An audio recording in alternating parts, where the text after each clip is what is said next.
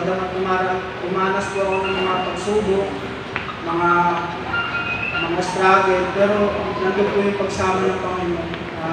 Labis po akong papasalamat sa Panginoon, kaya natin Oras naman ang ating pasalamat sa ating kabuhay. Lahat ng mga bagay na ginawa ng Panginoon na baptisan sa atin. Pinangunahan po tayo ng Haring David. Siya po ay naturin at nagpasalamat sa Diyos sa lahat ng bagay. Na pinagkaloob ng Diyos sa kanyang buhay. At inanyaman lahat na makipagtukas po sa akin sa aklat po na sa aklat po na unang Kronika chapter 29 verse 10 hanggang 13 po.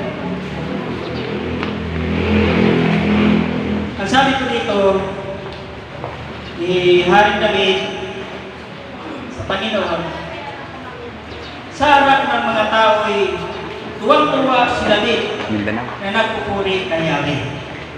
Amen. Tularan po natin ang ating Panginoon si Haring David. Pasok natin ang church ng bayan-bayan natin. Dapat po nagagalak po ang ating mga puso. Amen. Sinabi niya, purihin kayo magpakailanman, Yahweh, ang Diyos ni Israel. Na aming Ama, sa iyo ang kadikulaan, ang kapangyarihan, ang karangalan, at ang pagtatagumpay, sapagkat iyo ang lahat ng nasa langit at nasa lupa. Sa iyo ang kaharian at kayo ang dakila sa lahat. Sa iyo nagmula ang kayamanan at ang karangalan, at kayo ang naghahari sa lahat. Taglay ninyo ang kapangyarihan at kadikulaan, at kayo ang nagbibigay ng lakas at kapangyarihan sa lahat. Pinasalamatan namin kayo, O Diyos, at pinupuri ang iyong maluwalhating pangalan. Amen. Pangalinaw po ng pagpupuri po ni Haring David. Amen.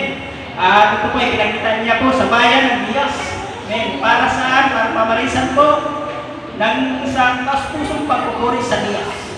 Sa lahat ng bagay na ginawa ng Panginoon. Ano man ang meron tayo ngayon sa ating buhay, may karunungan ka, may kaalaman ka, tanyag ka, may kayamanan ka, may kalakasan ka, may kagandahan ka, may kapugian ka, lahat ng yan, binigay sa inyo ng Diyos. At ang lahat na yan ay dapat po natin pinagpasalamat sa ating Panginoon, Diyos na buhay. Amen po? Yan. Kaya po, sa oras na ito, tayo po ay magpasalamat sa ating Panginoon sa lahat ng mga bagay na ginawa ng Diyos sa ating mga buhay. Amen. Nalatan na po, basta po ang kamay, babay po natin, salamat sa ating Panginoon. Palapakan po natin ang buhay ng Diyos sa buhay ni Brother Lito Hirapenya.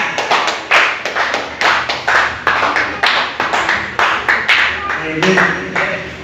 Bago po lahat, ako ay bumaba po ng isang palang umaga po sa ating lahat. Ako po ay magpapasalamat sa Panginoon Diyos sa buhay, sa isang ng tulong kong na buhay, ay pinagdalog niya po sa akin. Sa kabutihan na po, sa mga nakalipas na isang taon ng aking buhay, ay nandun po yung pagsama ng Panginoon. Bagamat umanas po ako ng mga pagsubok, mga struggle, pero nandun po yung pagsama ng Panginoon. Labis po akong papasalamat sa Panginoon, kaya natin sinabi niya po ni Haring David, nabi niya po sa mga gawa 2:28, hindi po kakamali. Sabi po ni Haring David, tinulong sa akin ng landas patungo sa buhay, dahil ikaw kasama ko, ako'y magpupuno ng agala. Nasa akin ang buhay ko nung nakilala ko ng Diyos. Talagang ang puso yung nagalak. Nakilala ko. Amen. Tinuro niya po sa akin ang tamang landas patungo sa buhay. Dahil ito po yung mga pinapit ko ng araw sa kapatid. Ano man yung nangyari? ang nangyayari sa aking buhay. Wala na po ako natapautang. Hindi yung sumunod lang po sa kanya. Lalo lang po talaga yung gusto ng Panginoon. Siya lang po yung natapautang. Bagamat kung minsan nagkakamali, subalit ang po ako doon. At hindi alam sa Panginoon. Amen. Ang lahat po ng buhay sa Diyos po ang kapatid. Amen. Napakabuti po ng Panginoon. Dili po tayong lahat ng Diyos para paranas niya ang kanyang kabutihan. Amen. Sa ating po lahat. Sa Jan 15:16. Pinili po tayo ng Diyos. No, para tayo po ay makaranas ng kanyang mga magpapala na nagkasaganaan. At sabi po, lagi tayo na sa Panginoon. Amen. Ngayon po ay tulong na tayong pagkalakan. Amen. Pero nung tayo na pa sa Diyos, ang kalambutan ay nasa atin. Pero sabi po ng Pilipos po, Purpur, rejoice and the Lord is my strength. Amen. Tayo po ay nagaganak sa Kanya. Amen. Kaya po wala nang walang kalungkutan. Ang kadalangan na nagmula sa Diyos ay mamalaki po sa ating paglakan. Amen. Buhay ng buhay ng dito. Palapakan natin ang buhay ng Diyos. Kaya Diyos ang buhay ng Sister Junalisa. Wala pa rin. Patuloy po ako nagpapasalamat sa Panginoon. Tunay nga po naranasan ko ang kapangyarihan mo. Di ba po kayo nagkasakit? Tapos po, siguro lagi ako nagpipray na. Pag ako po nagpipray na, Lord, patuloy mo ang pabagal, paranas mo, paulit-ulit sa akin, ang iyong kapangyarihan. At tunay nga po, pinausap ko ay Holy Spirit na ako sa akin na, ba't ako nagkasakit? Kasi, yun pala, pinaparanas niya sa akin yung kanyang kapangyarihan. Yun po pala, bakit, di ba po, pinaparanas niya yung sa akin? Kasi, kapag pala itong may sakit, huwag kang titigil na lumakas sa kanyang presensya. Kasi parang nga po maranasan natin yung kapangyarihan niya. Amen. Pinatay niya sa akin, sabi ko, talagang pala, huwag mo kang titigil. Kasi nga nagpipray ako na doon, natulungan para na sa akin yung iyong kapangyarihan. At yun, talagang tinugon niya. At Amen. may nararamdaman ako, dumidiretso ako. At sa pagdiretso ko, alam niyo yung piling ng Diyos. Tapos yun, sa buhay ng pastor na inis, hindi ko po pinag-prepare na rin ako. At thank you Lord dahil, hallelujah, kagabi po talaga nung sabi ng aking asawa na mataas yung aking lagna. Pero hindi ko siya nararamdaman na tamukhang malapit sa Panginoon na iba yung pakiramdam ko. Kung ako ay nagtulong sa Panginoon, iba po pala talaga na ikaw ay nasa Panginoon at wala ka sa Panginoon. Kapag po pala talaga yung protection tayo ng Diyos, bagang kami Amen. may nararanasan, hindi po siya ganun kasakit, hindi siya ganun kahirap. Kasi po, Amen. thank you Lord, kaya pala, mamahalin ko talaga siya. Kasi, ano yun, parang inaano ka niya, sinasamahan ka talaga niya na kahit na may nararamdaman ka.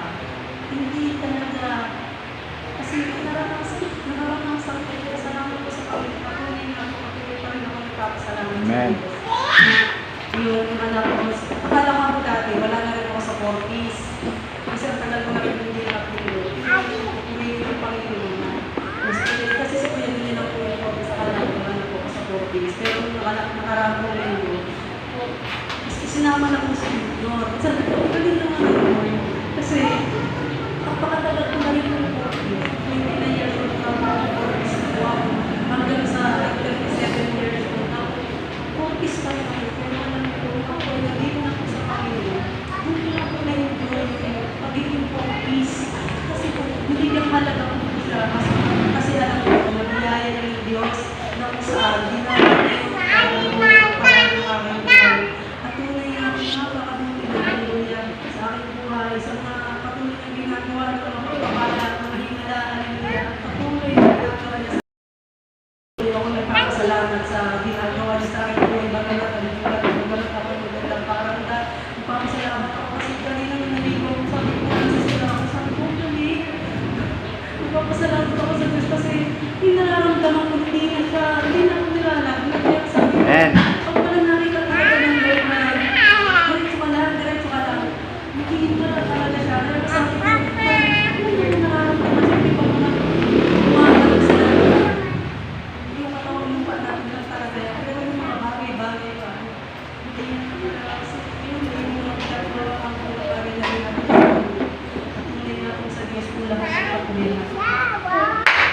Amen. Pagkabuti po ng Panginoon. Lahat po tayo tinawag ng Diyos, siguro alam natin ng malinaw ng mga SFP. Katulad ni Hope. Amen. Sa maranas na sakit, pinagpunan ko yan ng Diyos para sugugin ang ating pananampalataya sa Panginoon. Bakit mapalay? Pagmahal sa Diyos. Si Hope, sa kabila na tayo pinanas, kulang na lang na huli na kanyang buhay, pero hindi po natin dahilan masakit at karudaman para sa buhay ng sa Diyos. Bagkos, siya po ay lubos na nagpulit sa Panginoon. Ganyan po ang dapat po namin tularan. Amen. Na tayo ay dumanas ng mga pagsubok, bigat sa buhay, kailangan na nanatiling po tayo sa Panginoon. Amen po. Sa lahat ng mga sakit, hindi mo tayo mag-alala, lagi natin nalapit sa Panginoon. Tutulungan tayo ng Diyos.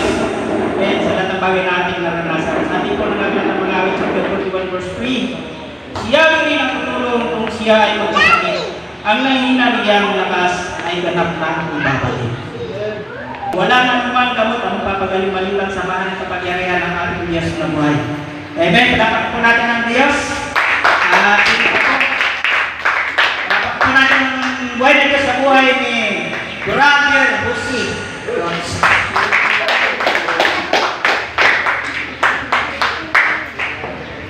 Pagpaalam mga sa inyo lahat. Well, papasalamat dahil natapos ang ginagawa ko. So kahapon nga, papasalamat ako sa Diyos dahil buhay pa ako. Akalain mo tinutungtungan ko dyan na isang parlina. Tutusin hulog na ako. Naniniwala ba kayo sa engine? Ako rin naniniwala dahil sinamahan ako ng Diyos. Akalain mo isang parlina tinutungtungan ko, dapat bagsak na ako. Hindi ko na alam sa sarili. Sabi ko, ba't nasa taas ako? Pala inakatak ng engine. Ang taas niya, mahuhulog ka. Isang parlina, hulog ka ng gamit. So, salamat sa Panginoon, wala akong pilay. Pag gumawa ka ng mabuti, sasamahan ka ng Diyos. Pag gumagawa ka ng masama, sasamahan ka ng Satanas. So, anong pipiliin mo? Siyempre, ang Diyos ay mabuti. Ang Diyos ay nakatingin sa lahat ng dako. Ang Diyos ay nakatitig sa marunong at hindi marunong. Ang Diyos ay mabuti sa lahat ng mga panahon. So, wala tayong pagmamalaki, wala tayong pangamba. Salamat, buhay pa ako. Salamat dahil kahapon na. Nagpahinga muna ako kasi patulang-tulang yung parlina nila. Pinatapos mo ngayon. Hindi ko na po maglinis. Dahil gusto ko saan diligan. Sabi ko, pagod na ako. Kaya may kotse, nakaharap dyan. Sabi ko, Lord, bigyan mo akong kapahingahan. So, lupay pa yan. Pero, nakapaglaba pa ako ng gabi. Salamat sa Diyos. Ang lakas ay hindi ko sarili. Ang aking kaisipan ay sa akin. Pero ang kaluluwa ko ay para sa Diyos. Purihin ang Panginoon, maraming salamat. Amen. Napakabuti ng Panginoon sa buhay ni Brother Jose. Amen. Kasi ginamit siya ng Panginoon para po paganda yung ating bahay para ng baha. Amen. Salamat isa pag gumagawa ko pero wag po tayo mag-alala. Sa kabilang natin pag-isa sa lahat ng bagay, mayroong Diyos na kasama. Amen. At hindi po nawawala po yan. Lahat ng mananampalataya ng Panginoon may kanya-kanya po yung bantay. Sabi po ng aklat po ng mga chapter 24 verse 7, ang hirap siyang bantay sa may takot sa Diyos, sa mga panganib siya ay inukok. Amen. Huwag po kayo mag-alala. Ikaw ay nananalig sa Diyos at sumasamba sa Diyos, huwag kang mag-alala. Sapagkat mayroon ang naka-assign sa iyo para ikaw ay ingatan. Huwag kitang mahulog. Yung malamuntik na yan, kamay ng Diyos. Amen. Yan po ngayon maranasan kung gaano ako ng Panginoon. Hallelujah. Salamat po lang ng buhay ng Diyos. Siguro mayroon sa tanak po. Palapak po natin ang buhay ng Diyos sa buhay po ni Kuya Luigi Olin.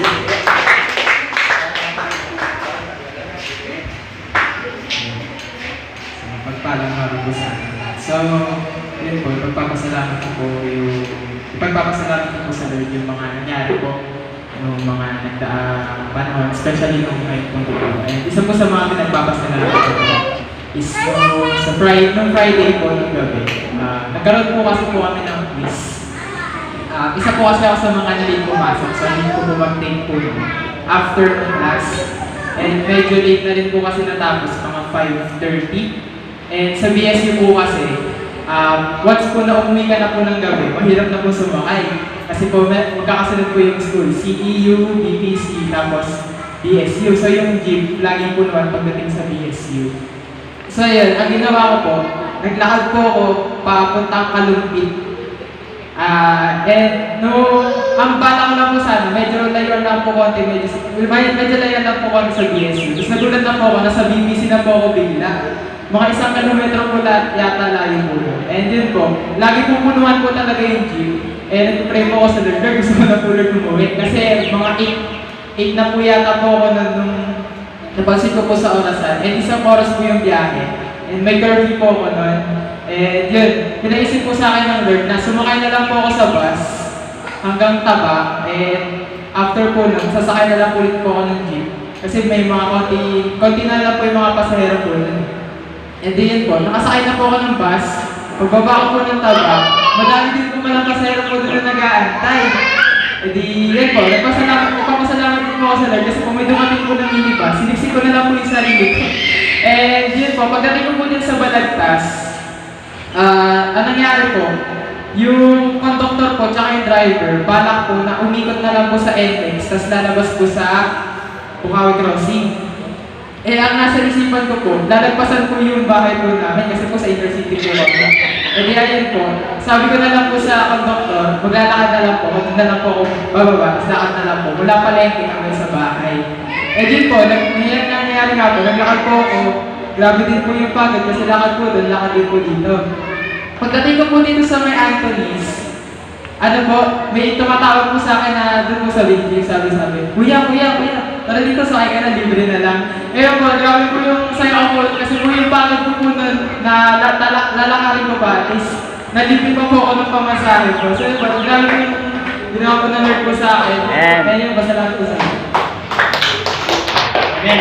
Makabuti po ng Panginoon, lalo sa Muslim Lord. Amen. Ang ginagamit ng Panginoon. Talaga po nag-iingat ng Diyos sa mga anak niya. Amen. Una-una, talagang iingatan ka ng Diyos saan ka man magpunta.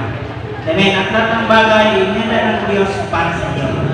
Sabi nga ng iba, di ba, ang First Corinthians 9, di pa nakikita ng mata, galing ng tayo namin sumagi sa isip ng tawag lahat ng mga bagay na mabuti na inenda ng Diyos sa mga nagmamahal. Amen. Binibre, walang bayan, nakauwi, ingatan ka, kumain ng sumunod, purihin ang Panginoon. Grabe talaga sa mga. Malakan po natin ang Diyos na buhay at magpapasalamat ako ng munti. Wala na pong oras. Tayong mga pagpasalamat. Hadad na po. Sunod na linggo ako po nagpapasalamat sa Diyos. Unang-una sa gabay pag-ingat po ng Panginoon sa aking mga manas na buhay. Gusto ko papasalamat sa kagalingan. Ang aking ako na si Nika Ellen. Grabe po ang kanyang ginanas. Halos 2 weeks yung manas ng upo.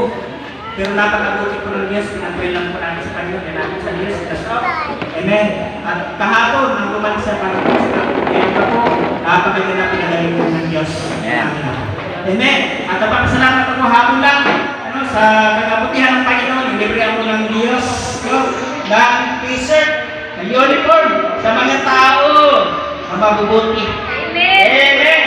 Alam mo pinakali, alam mo na, sa akin ang kawin ka, sa 11 verse 3, 8, 4, ang mapagbigay ay lalong yunay. Palakpakan ako natin yung Diyos na buhay. Ibigay ko ako ang mic sa suko pa tayo. Mapabahayan ang pangako ng Diyos para pagkalit sa buhay po ni Ate Arlene Osorman.